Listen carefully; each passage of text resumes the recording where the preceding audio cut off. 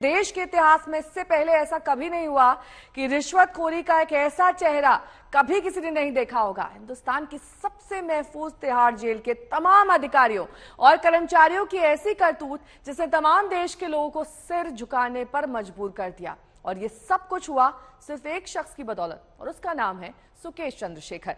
शायद इसीलिए दुनिया भर में नटवरलाल का नाम जिस शख्स और जिस वजह से जाना पहचाना है, अगर वो भी आज जिंदा होता तो शायद तिहाड़ में बंद सुकेश चंद्रशेखर से रश कर रहा होता।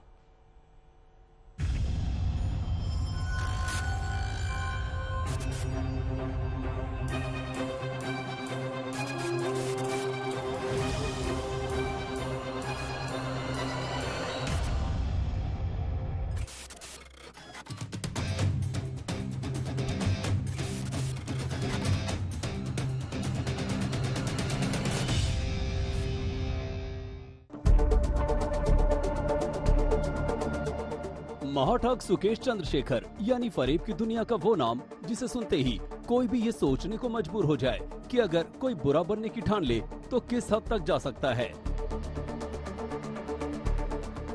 वरना जेल में बैठे बैठे किसी के लिए जेल के बाहर एक दो नहीं बल्कि पूरे 200 करोड़ रुपए का चूना लगाना कोई हंसी की बात तो हो नहीं सकती। जिस जेल में बैठकर सुकेश चंद्रशेखर अब तक लोगों को करोड़ों का चूना लगा रहा था, उसी जेल के मुलाजिमों के लिए अब जेल जाने की नौबत आ गई है।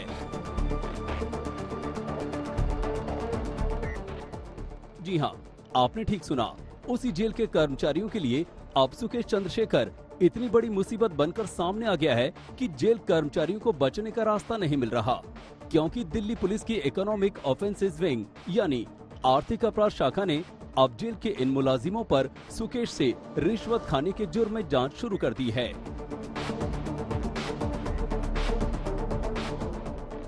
और उस सिलसिले में पहली पेशी किसी और की नहीं बल्कि इस महाठग की सबसे चहेती रही बॉलीवुड एक्ट्रेस जैकलीन फर्नांडिस हैं।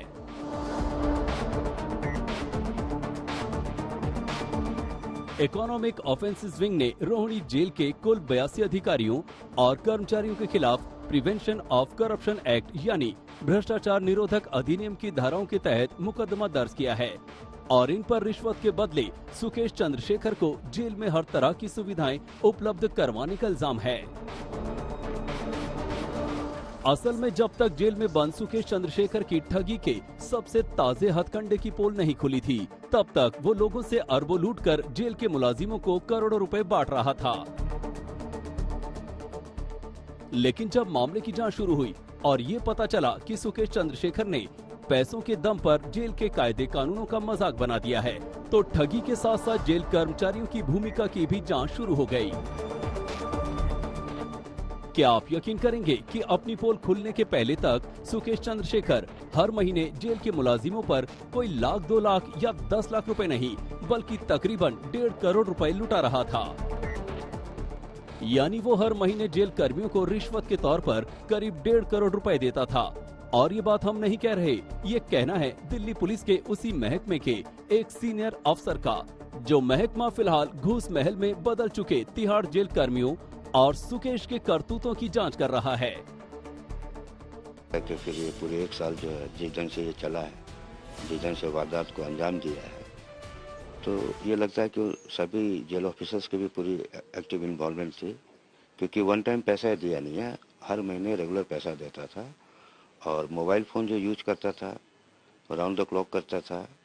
सीसीटीवी रहने के बावजूद भी उसे कभी टोका नहीं गया। जेल ऑफिशियल को कितने पैसे मिलते थे? करीब 1 करोड़ से ऊपर हर महीने। जब महाठग सुकेश चंद्रशेखर ठगी के किसी दूसरे मामले में तिहाड़ जेल की रोहिणी शाखा में बंद था, तब उसका ठिकाना जेल नंबर 10 का वार्ड नंबर 3 और बैरक नंबर 204 हुआ करता था।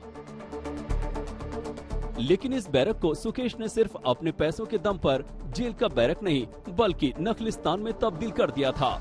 यानी इस बैरक में उसे ऐशो आराम की हर वो चीज बस एक इशारे पर उपलब्ध थी, जो चीज कोई बड़े से बड़ा रईस आदमी बाहर अपनी दौलत के दम पर हासिल कर सकता है। अब जब तफ्तीश काफी आगे बढ़ चुकी है तो पता चला है कि सुकेश के रिश्वत के टुकड़ों पर पलने वाले ऐसे अफसरों की तादाद कोई मुट्ठी भर नहीं बल्कि मुट्ठी भर भर कर थी। और तभी तो इकोनॉमिक ऑफेंसेस विंग ने इस सिलसिले में रोहिणी जेल के 82 अफसरों और कर्मचारियों के खिलाफ केस दर्ज कर लिया है।